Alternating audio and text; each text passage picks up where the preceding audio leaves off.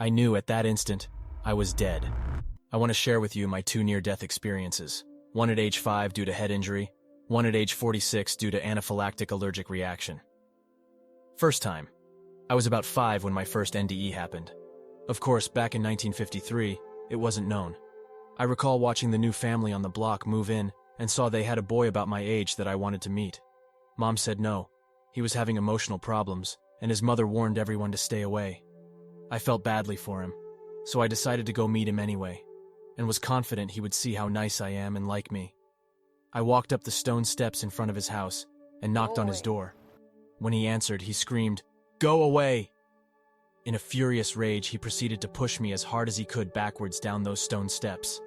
I flew through the air and tumbled over and over down the steps, and didn't understand why the steps kept jumping up to hit me in the head.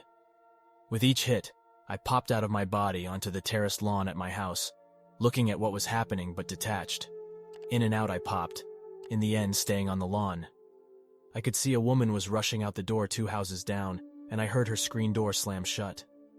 There was such a nice little breeze blowing, and it was very peaceful. I hadn't realized how high I had gotten, but I chanced to look down and saw a little girl in a brown dress crumpled on the ground far below and wondered who she was. The lady kneeled by her and I thought, oh, she will be okay. The lady will help. It was then that I saw the silvery white cord connecting me to the girl and realized it was me down there. I felt like a kite and was very happy where I was. I flew that way until I felt warmth behind me and turned. It was the most beautiful sun I had ever seen. Golden yellow, with rays. All hues of the rainbow emanating out a long way. Very surreal. It seemed to come closer, but maybe I was going higher. The colors surrounded me. I stretched out to touch the sun. It was very bright, but I could look straight into it. The second I touched it, I was back in my body. The woman was cradling me and saying I would be okay. She said she was a nurse who had seen my fall from her house and rushed out the screen door to help. She said it was a very bad fall and that I had stopped breathing. She'd had to perform artificial respiration on me. She talked a mile a minute and seemed very upset. She carried me home, admonishing Mom to take me to the hospital immediately. Mom called the doctor to come for a home visit. I told Mom of my flight before he came, although he was there within minutes. He checked me out, stating I had a severe concussion, wrote out some medicine for me, and said that I wasn't to get out of bed for 3 weeks.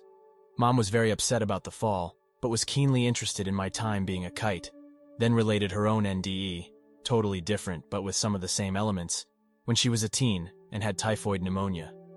She wanted to know what was on the other side of the sun. She seemed disappointed that I couldn't tell her, so I decided that night to relive it in dreams. The following occurred in the 3 weeks after my fall.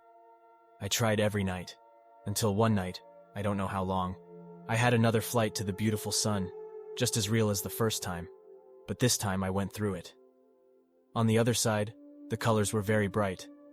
I was on a garden path with many trees and beautifully colorful flowers waving in the breeze. A butterfly flew across my path and lit on the flowers. I heard birds chirping and a bunny hopped across.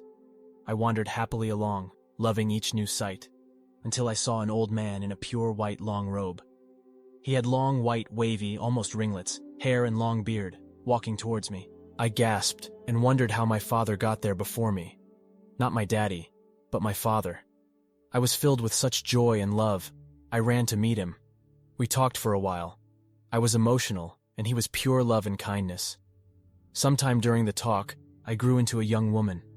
I don't remember what was said or how long it took, but suddenly I began to shrink back to 5, sobbing uncontrollably on my knees with hands covering my face, then wrapping my arms around his legs and robe, holding on tight and begging to stay, tears streaming down my face. My father said, "Not yet. You have work to do." He then bent down and said, "Remember to be nice to people." I asked, "And animals too?"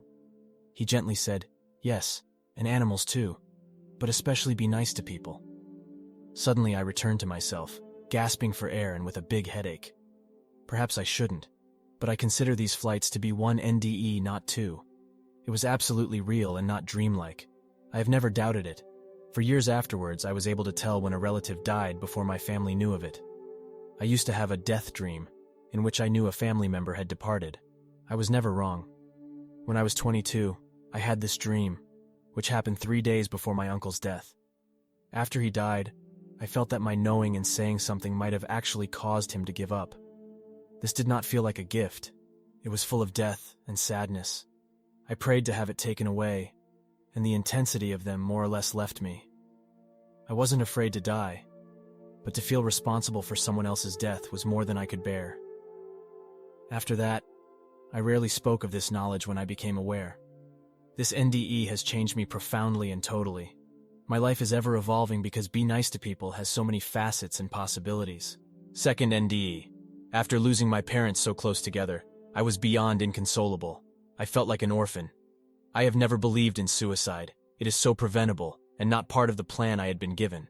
I had known that I didn't have a choice in this matter from my first NDE. The entire extended family was devastated with so many leaving this earth within such a short period. It was a really bad summer. Ties had been severed between us as we each dealt with the losses separately. I found solace in knowing I would see my parents again in that beautiful realm, all in proper time.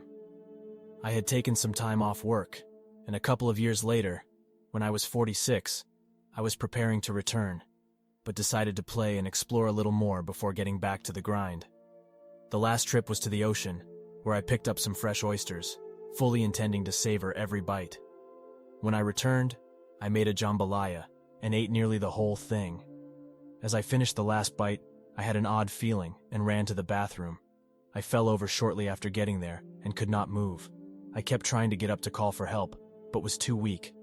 I couldn't lift my head off the ground because I kept passing out when I tried.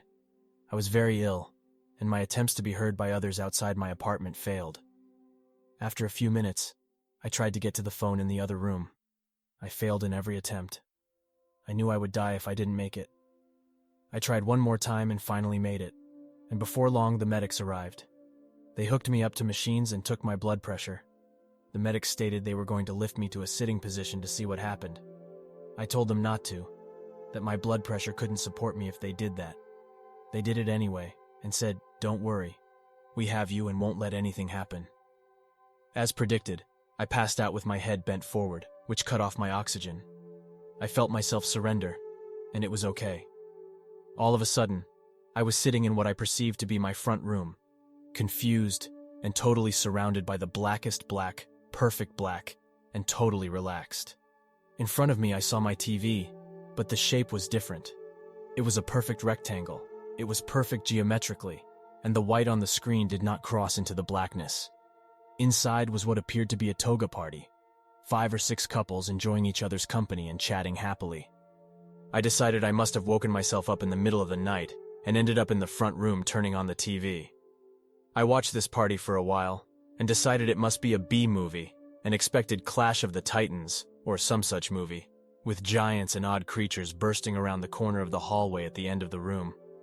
I was darned if I was going to spend my time watching it.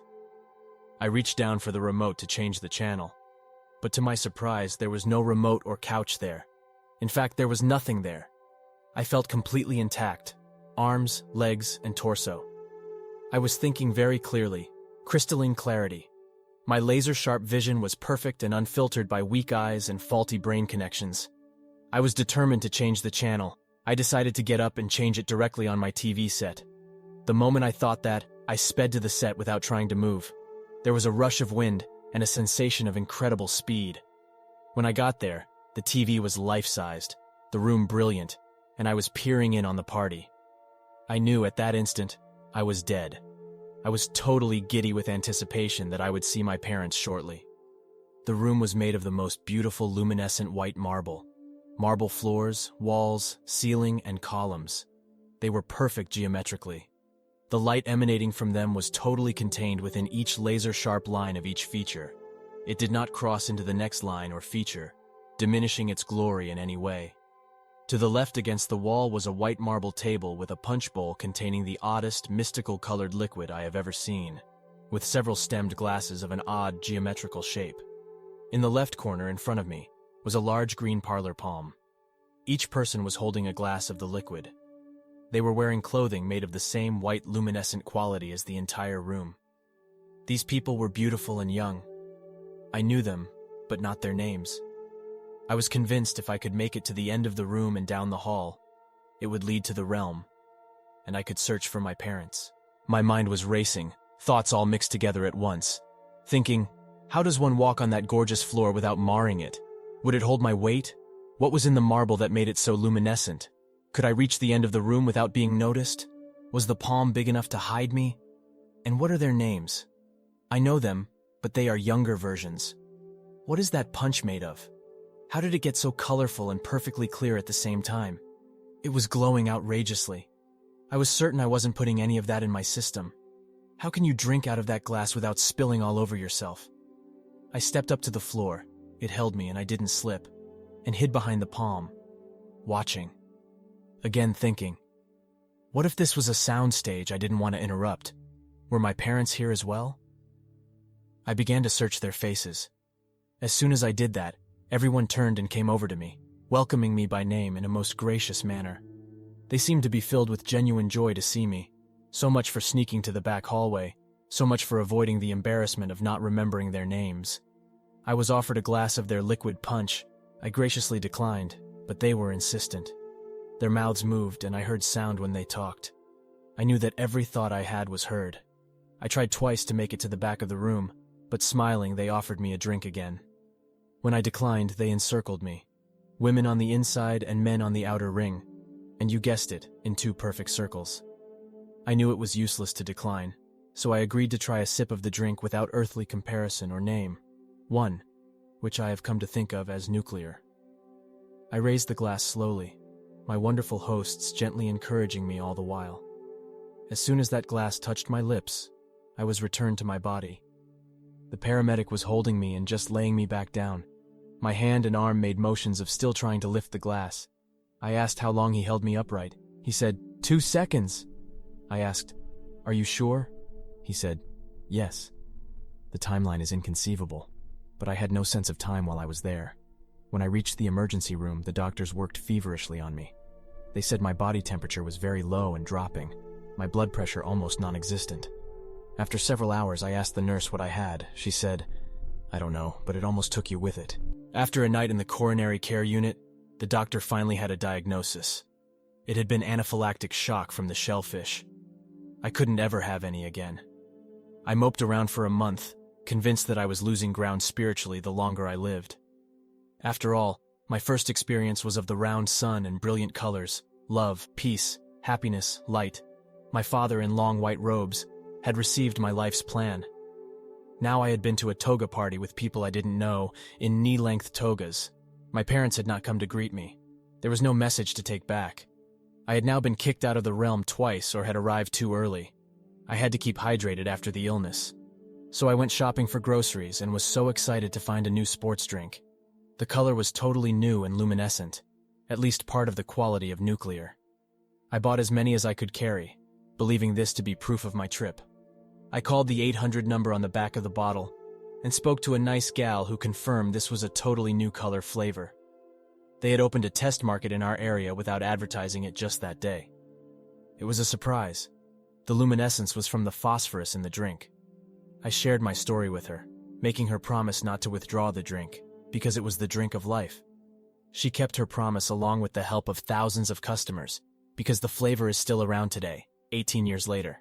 So at least I had a little message: stay hydrated. Oh, and everything is perfect there.